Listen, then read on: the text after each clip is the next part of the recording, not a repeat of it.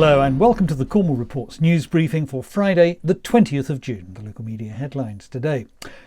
Who wants a new bridge over the river in Truro between Newham and Boscawen Park? Well, lots of people actually, especially those who live in Truro. But let's suppose you don't live in Truro. Should you have to pay for it too? Leaving aside the spectacularly incompetent handling of this project so far, Cornwall Council officials appear to be saying yes and have imposed an £800,000 burden on residents as far away as Bude and Land's End. I wonder if the new council cabinet is as enthusiastic to spend the taxpayers' money in this way.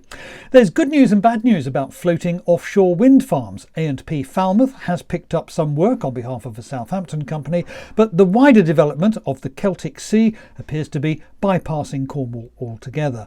I suspect that I'm not the only one counting down the days until publication of the Robust Action Plan, which will restore public trust in Corserve and all its works.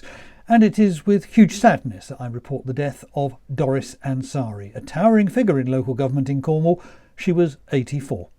The St Ives Times and Echo is out today, and full marks for keeping on top of that story about the local hotel, which, in preparation for the G7 summit in 2021, did all kinds of things without planning permission in the hope that eventually they'd get away with it. Well, guess what? The hotel owners were right. Cornwall Council planning officials have used their delegated powers to surrender and will not, after all, enforce the complete restoration of the site. The BBC was among those to report the arrest of a 16-year-old boy from Perranporth as part of a terrorism investigation. Greatest Hits Radio said a Devon and Cornwall Police radio operator has given up his job after winning £4 million on the lottery.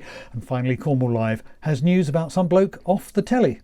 And those are the local media headlines for now. Thank you very much for watching. Please share this video on social media. I'll be back again on Monday. Until then, have a great weekend. Bye-bye.